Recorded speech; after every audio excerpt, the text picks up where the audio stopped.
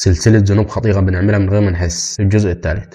تخيل كده انك تعمل خير كتير جدا، تصلي وتتصدق وتساعد الناس، وتيجي يوم القيامة تكتشف ان كل ده راح في الهوا، كأنك ولا عملت ولا حاجة في حياتك. تعرف ليه؟ لانك عملت الخير دي عشان الناس تشوفك وتمدح وتقول لك انت جدع وطيب وبتحب الخير، لكن مش عشان ترضي ربنا، وهو ده الرياء. قال النبي صلى الله عليه وسلم: إن أخوف ما أخاف عليكم الشرك الأصغر. قالوا: وما الشرك الأصغر يا رسول الله؟ قال: الرياء. يقول الله عز وجل لهم يوم القيامة إذا جزى الناس بأعمالهم: اذهبوا إلى الذين كنتم تراءون في الدنيا فانظروا هل تجدون عندهم جزاء. تخيل الموقف كده، ناس صلت وصامت وعملت خير كتير جدا، لكن ربنا هيقول لهم يوم القيامة: روحوا خدوا أجركم من الناس اللي كنتوا بتعملوا عشانهم. فعملهم كله بيروح هدر لأن نيتهم كانت غلط. ورياء مش دايما ظاهر، ممكن يكون في قلبك وانت مش حاسس. لما تعمل خير وتستنى الناس تمدحك او تزعل لو محدش لاحظك، اعرف انه في نية محتاجة تتصلح. خلي نيتك دايما بينك وبين ربك، اعمل الخير واعتبره سر بينك وبين ربنا، وساعتها كل عمل صغير هيكون عظيم عند الله، وكل نية صافية هتبقى سبب في بركة عمرك.